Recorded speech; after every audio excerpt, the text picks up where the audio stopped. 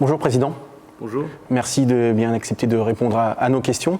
Revenons pour commencer sur cette dernière journée de Ligue 1 au Parc des Princes et cette défaite 5-0 face au PSG, conjuguée au match nul de Saint-Etienne à Nantes qui vous envoie malheureusement en Ligue 2 une nouvelle fois. Comment vous avez vécu cette soirée à titre personnel? Est-ce que vous pressentiez que les Verts allaient arracher le match nul à la Beaujoire?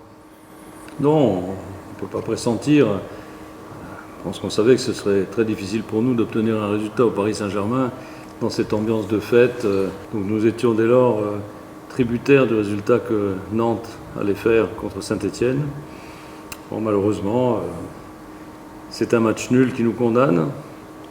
C'est quelques arrêts de Bernard Denis qui ont sauvé la situation pour Saint-Etienne. Et voilà, le résultat, c'est celui de la dernière journée où on avait un espoir un peu fou, celui qui n'existait plus il y a un mois et qui avait refait surface à l'occasion des derniers matchs. Mais c'est pas à Paris que nous avons perdu cette place en Ligue 1, c'est plutôt tout au long de la saison, dans des matchs qui nous ont échappé et des points qui nous ont échappé. À la fin, on est condamné, en tout cas à ne pas faire les barrages, pour un point.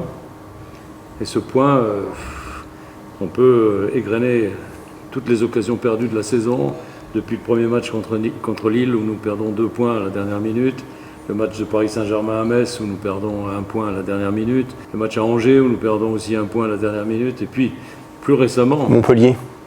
Lorient et Montpellier. Lorient, 1 point perdu à la dernière minute, et puis Montpellier, 2 points perdus à la dernière minute. Donc même très récemment, il y avait la place pour passer, au moins pour accrocher les barrages. Et nous ne l'avons pas fait pour différentes raisons, pour de la nervosité qui s'est emparée un peu de tout le groupe, du manque de confiance qui s'est emparé aussi de tout le groupe, de quelques erreurs individuelles.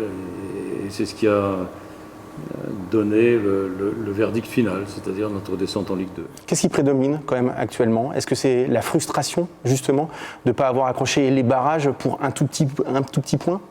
Oui, enfin, ce n'est pas seulement ça, c'est une analyse qui, dans ma tête en tout cas, n'est pas terminée. Et j'ai encore besoin de quelques jours pour bien peser tous les éléments qui ont conduit à cette situation.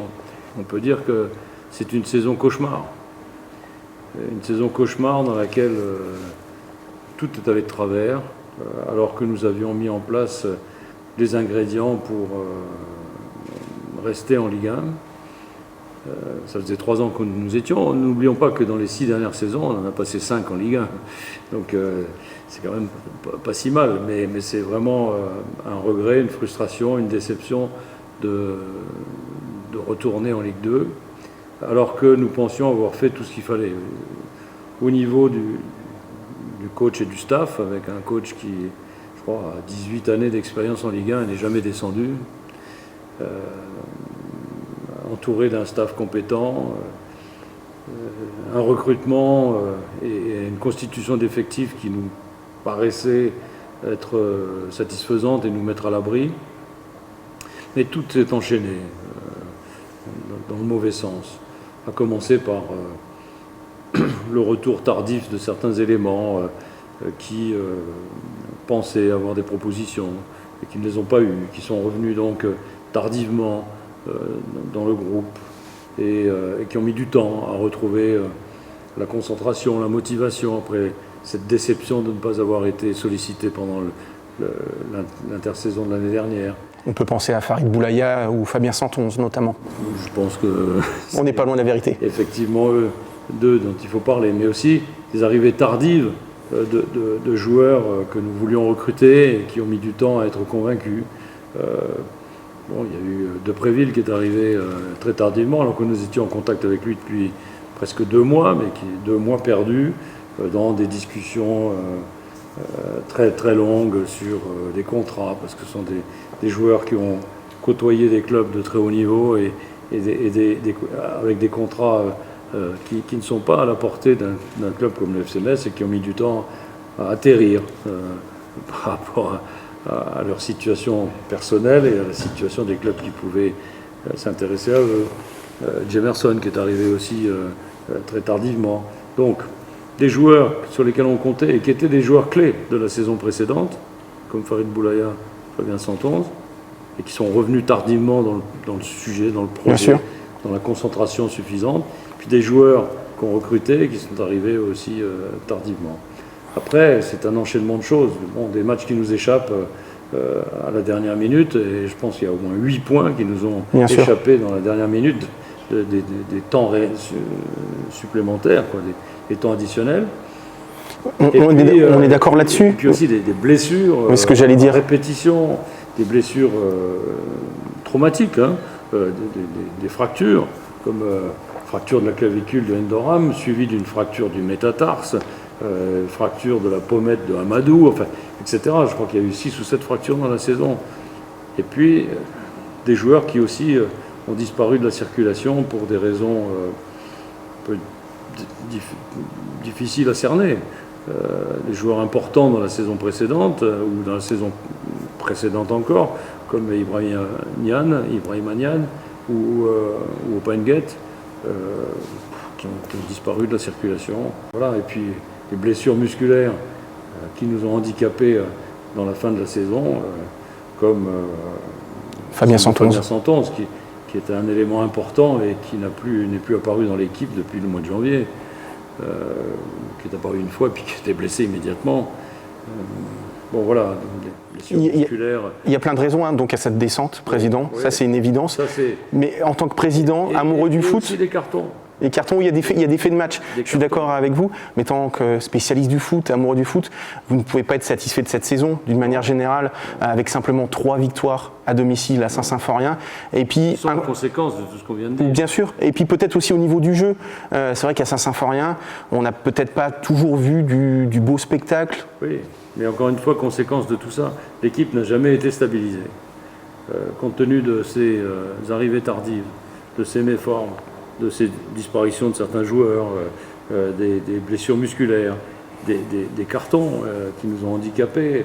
On peut dire des joueurs, mais aussi au niveau du staff. Ces cartons nous ont handicapés. Et tout ça a conduit à ce qu'on soit sans arrêt en train de peut-être tâtonner et ne pas pouvoir installer un jeu sur lequel on pouvait se reposer pour avoir des performances en continuité ou en progression. Est-ce que vous estimez que cette descente en Ligue 2 est une catastrophe pour le club, notamment sur le plan financier ? Surtout avec l'investissement au niveau des infrastructures et de ce magnifique stade. Écoutez, la descente en Ligue 2, c'est pour tous les clubs qui descendent une catastrophe. C'est une catastrophe parce que vous avez une perte de recettes très importante et vous avez certains contrats que vous devez continuer à assumer, même s'il y a des clauses de révision pour la descente en Ligue 2, mais qui conduisent à des masses salariales qui sont un petit peu hors normes par rapport au reste. Alors ça vous donne un plus sur la capacité peut-être à être en tête d'un championnat, ou à jouer les premiers rôles dans un championnat. Mais sur le plan financier, c'est effectivement une catastrophe. L'objectif, la saison prochaine, évidemment, ça sera de remonter en Ligue 1 immédiatement, même s'il y a une équation pas insoluble, mais difficile, puisqu'il n'y aura que 2 montées la saison prochaine en Ligue 1, avec le passage de 20 à 18 clubs. Alors ça ne change rien. La grosse pénalité, elle est sur la Ligue 1, où il y aura 4 descentes. Il y a une très petite pénalité sur la Ligue 2, c'est qu'il n'y aura pas de barragiste. Mais vous êtes d'accord avec moi, sur les 4 ou 5 dernières saisons, le barragiste de Ligue 2 n'est jamais monté. Oui, une fois, en 5. Non, c'était à l'époque où il n'y avait pas 5e, 4e, 3e qui faisaient les barrages. Oui, c'était le 3e directement. C'était le 3e, donc à ce moment-là, il n'avait pas la succession de matchs qui l'amène à arriver un petit peu émoussé on est d'accord. Dans le match de barrage. Bon. Et donc, finalement, il n'y a pas de pénalité pour la Ligue 2, ou très peu de pénalité. Effectivement, la pénalité sur la Ligue 2 viendrait du fait que, par exemple, 3 clubs de Ligue 1 descendent. Donc j'attends le barrage, parce que si Saint-Étienne descend, on se retrouvera peut-être avec Bordeaux, Saint-Étienne et Metz descendant, et il n'y a que 2 montées, et donc il y aura une difficulté. Oui, 3 clubs historiques en plus. S'il y a 2 descentes, et s'il y a l'an prochain 2 montées, ça n'est pas une très lourde pénalité par rapport à la situation précédente pour la Ligue 2. Par contre, pour la Ligue 1, ça va être très compliqué puisqu'il y aura 4 descentes. Vous avez dit tout à l'heure que vous deviez encore réfléchir. La question est sur toutes les lèvres. Qui sera le chef d'orchestre du FC Metz la saison prochaine? Est-ce que ça sera Frédéric Antonetti, à qui il reste encore 2 ans de contrat? Écoutez, la question elle est dans ma tête également et je ne vais pas prendre une position trop rapidement parce que je crois que face à cette situation, la fatalité qui semblait être notre lot il y a un mois, puis ensuite l'espoir que nous avons eu, on est passé par tout un tas d'émotions, de réflexions, et finalement le verdict est tombé, on est en Ligue 2, donc il faut reprendre ses esprits, il faut analyser clairement la situation. C'est clair que dans cette situation, on peut constater un échec de la partie sportive de notre projet. Bon, les infrastructures, tout va bien, le stade il est beau, le camp d'entraînement il est là, il n'y a pas de souci de ce côté-là. Par contre, la partie sportive a été cette année un échec, avec toutes les explications, comment on commence à aligner sur les blessures, le recrutement, les arrivées tardives, etc. Tout ça. Mais il faut se rendre à l'évidence. L'empilage qui est le président, moi, le directeur sportif, l'entraîneur, cette année, n'a pas conduit au maintien en Ligue 1. Et donc, c'est une réflexion complexe, difficile, pour laquelle je me donne quelques jours, je me donne, on peut dire 2 semaines, pour aboutir à des décisions, à des modifications éventuelles, mais qui me concernent moi aussi, puisque je m'associe à cette difficulté, à cet échec que nous avons eu cette année, puisque je fais partie des décideurs sur le plan sportif, parce que quand on décide sur le plan sportif, il y a aussi les aspects économiques, et donc les aspects économiques me concernent. Donc voilà, cette réflexion, elle durera encore une dizaine de jours, et on peut, si vous voulez, se donner rendez-vous dans 10-15 jours pour aboutir à la conclusion de ces réflexions. Le rendez-vous est pris, mais avec un tout petit peu de recul, comment vous expliquez quand même que ça n'a pas marché dans cette colonne vertébrale que vous présentez entre vous, le directeur général Philippe Gaillot, et Frédéric Antonetti? Là, on était d'accord sur le plan du recrutement, mais probablement qu'on a pris des décisions qui n'étaient pas les bonnes, ou alors qu'on a insisté sur des décisions qui ont eu du mal à se concrétiser, peut-être des choses qui ont tardé et qu'on aurait dû changer de piste et prendre des solutions qui n'étaient peut-être pas la meilleure, mais qui auraient pu être mises en place plus rapidement. Enfin, donc ce fonctionnement a abouti à ce qu'on connaît. Il faut savoir maintenant reconnaître que les choses doivent être modifiées. Alors elles peuvent l'être avec les personnes présentes, ou alors, et je me mets dans le système, ou bien il faut introduire dans ce système, à un niveau ou à un autre, il faut introduire une nouveauté éventuelle, et c'est ma réflexion. Notamment sur le cas Philippe Gaillot, c'est vrai qu'on entend des choses sur lui, peut-être un départ vers Serein. Est-ce que ça peut être une hypothèse? Non, il n'y a aucune discussion, aucune réflexion de ma part, aucune conclusion en tout cas à cet égard. Mais je vous dis, il y a un empilage qui n'a pas fonctionné. Cet empilage me concerne, concerne Philippe Gaillot, concerne Frédéric Antonetti. La réflexion doit porter sur comment faut-il modifier cet empilage pour que ça fonctionne mieux à l'avenir. Est-ce que Frédéric Antonetti souhaite continuer avec le FC Metz? On a pu lire, entendre par le biais de RMC Sport notamment, qu'il aurait démissionné, ce qui a été démenti immédiatement par le FC Metz. RMC Sport m'a envoyé un SMS pour me demander si je confirmais. J'ai répondu avec un seul mot. Non. Faux. Ils ont répondu avec un seul mot. Merci. Ok. Merci. Qu'est-ce qui fera pencher la balance dans un sens comme dans un autre, pour le maintien ou non de Frédéric Antonetti? Est-ce que c'est vraiment l'aspect sportif? Est-ce que c'est lui donner peut-être encore plus de moyens pour réussir l'opération commando qu'il a réussi par le passé à Saint-Étienne? Vous me laisserez réfléchir pendant 10 jours et on se verra plus tard. Sur un autre dossier, le centre de formation, Sébastien Muet est parti rejoindre l'AS Monaco. À l'heure actuelle, il n'y a pas de directeur du centre de formation. Il y a un nom qui ressort avec insistance, c'est celui de Francis de Tadeo, qui connaît très bien la maison FC Metz. Est-ce qu'il sera le nouveau directeur du centre de formation? Écoutez, je connais Francis de Tadeo depuis très très longue date. Je crois l'avoir rencontré sur le bord des terrains amateurs de la vallée de l'Orne dans les années 80, alors que mes fils jouaient à Amnéville et que lui entraînait les jeunes de Clouange. Donc on se connaît depuis très très longtemps. Et Francis de Tadeo est un homme qui a la compétence pour occuper cette fonction. Maintenant, laissez-nous aussi régler les affaires, notamment avec Laurent Nicolin, avec lequel je suis en très bons termes et j'entends le rester. Justement, le centre de formation, ça reste et ça restera l'ADN du club. Est-ce que justement le centre de formation doit redevenir vraiment prioritaire dans la stratégie du FC Metz? Ça a été peut-être un petit peu moins le cas ces dernières saisons par rapport à Génération Dakar. Il y a deux choses.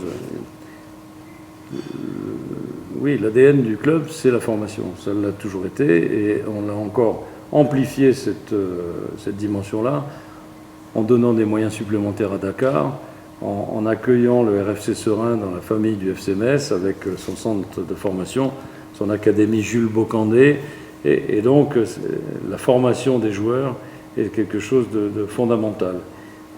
On peut constater qu'après la génération Gambardella du début des années 2010, dans laquelle on trouvait Kalidou Koulibaly, qui est dans les nominés Ballon d'Or de l'année dernière, ou Bounassar qui joue au Bayern de Munich, il y avait Gaëtan Bousman, il y avait Anthony Mfa, il y avait Sami Kelly, donc des joueurs qui ont fait des carrières professionnelles brillantissimes comme celle de Kalidou Koulibaly ou honorables comme celle de certains autres.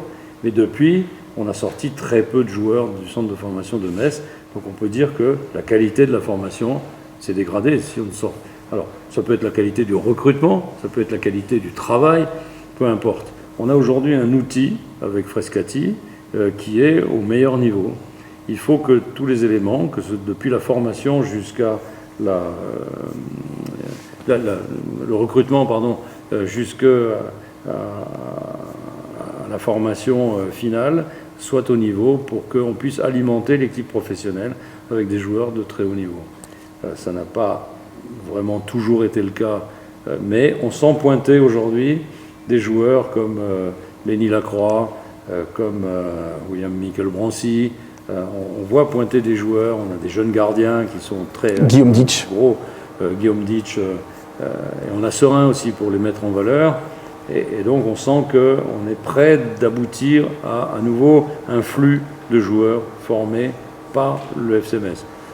Celui qui vient de Dakar, ce flux a toujours été dans les dernières années positif, depuis Diafra Sakho, Papi Cissé, Boubacar Gaye, Sadio Mané, et d'autres, Ismaël Assar, maintenant Pape Matar Sarr.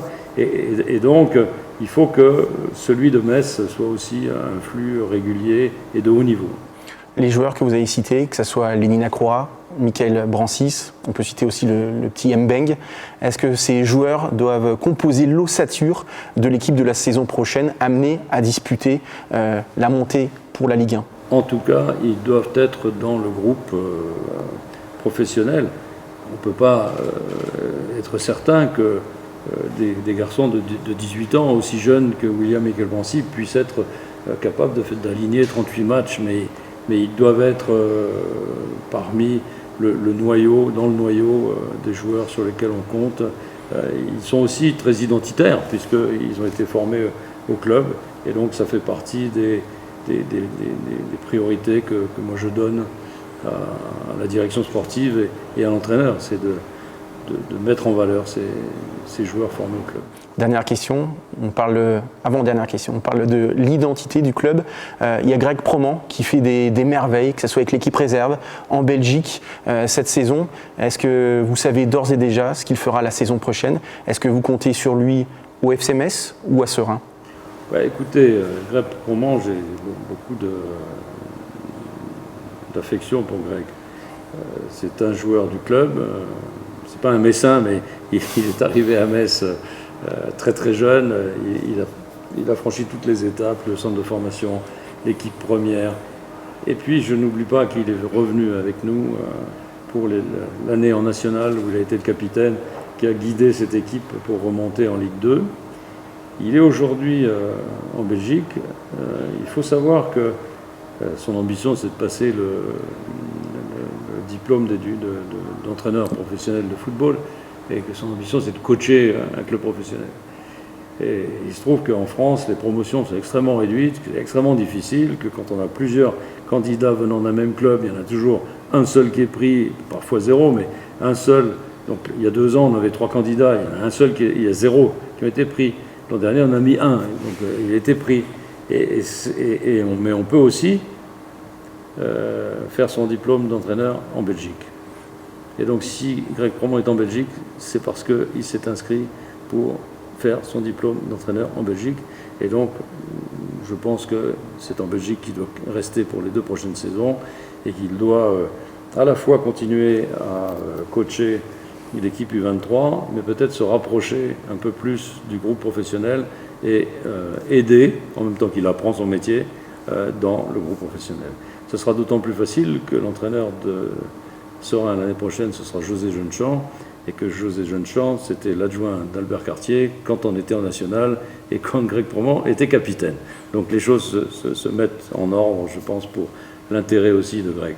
Pour terminer, depuis 2002, c'est la 7e fois donc, que le FC Metz descend. Alors je compte malheureusement la descente. 6e ou 7e? 7e en comptant la descente en nationale. Non. Je sais que ça rappelle de très mauvais. 6e en Ligue 2. 6e en Ligue 2 et 7e au total depuis 2002. Est-ce que malheureusement c'est le destin du FC Metz de faire le yo-yo entre la Ligue 1 ou la Ligue 2, où justement il ne faut pas de fatalité? Avec tout ce qui se passe, infrastructure, projet peut-être sportif, on peut espérer des lendemains qui chantent. Alors, vous connaissez le mythe de Sisyphe? Non. Dans la mythologie grecque, il y avait un homme condamné à pousser un rocher jusqu'en haut de la montagne. Et quand il arrivait et qu'il s'essuyait le front, le rocher redescendait et il était obligé de remonter. Bon, voilà, je pense qu'à Metz, on a un peu de cette caractéristique. Là. On s'appelle Sisyphe et on doit repousser le rocher jusqu'en haut de la montagne. On va essayer de le repousser le plus rapidement possible. Vous savez, sur les 6 fois où on est descendu, 5 fois on est remonté directement. Enfin, en tout cas, sur les 5 fois, en dehors de cette 6e fois où nous sommes descendus, 4 fois nous sommes remontés directement. Et donc on va essayer de faire ça. Mais 4 fois on n'est pas remonté directement, ça a duré longtemps. Oui. Mais 4 fois on est remonté directement. Donc c'est pas une fatalité, c'est ça qu'il faut retenir. Non, c'est pas une fatalité. Et je pense que moi, mon travail jusqu'à présent, ça a été de doter le club des infrastructures et des moyens, y compris camp d'entraînement, pour s'installer durablement en Ligue 1. Je croyais avoir fait un grand pas avec tout ça, avec un entraîneur comme Fred Antonetti, avec un effectif à la fois jeune mais aussi expérimenté. Puis finalement, cette année a mal tourné pour les raisons qu'on a évoquées déjà. Il faut recommencer et il faut réaccrocher la Ligue 1 et à nouveau faire en sorte qu'on puisse y rester. Merci beaucoup, Président. Et donc, on se donne rendez-vous dans 10 jours. Dans une dizaine de jours. Oui. On attend ça avec impatience. Ouais. La fumée blanche sortira. Peut-être. Blanche. En tout cas, il faudra une décision. La reprise cette année est relativement tôt à cause de la Coupe du Monde. Et donc, il faut préparer cette reprise.